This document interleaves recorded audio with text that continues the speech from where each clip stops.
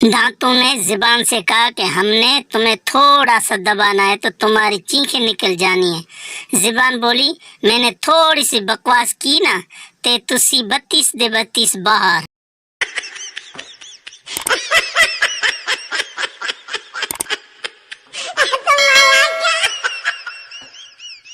चढ़ गया ना बुखार, लग गई नजर जमाने की। क्या जरूरत थी तुम्हें इतने महीनों बाद नहाने की।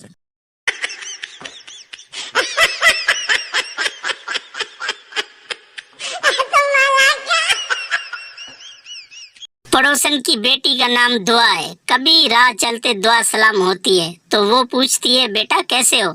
मैं बस इतना ही कहता हूँ, आंटी आपकी दुआ चाहिए।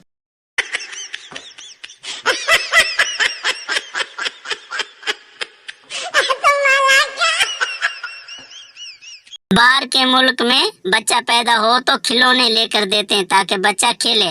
पाकिस्तान में बच्चा पैदा हो तो एक और पैदा कर देते हैं ताकि दोनों आपस में खेलें।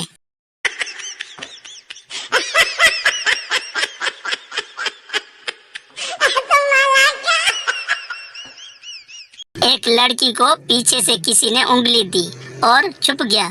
पीछे एक 65 साला बाबा था। लड़की, बाबा जी मिस कॉल आपने की। बाबा सलवार खोल के बोला, मेरा तो बैलेंस ही खत्म है।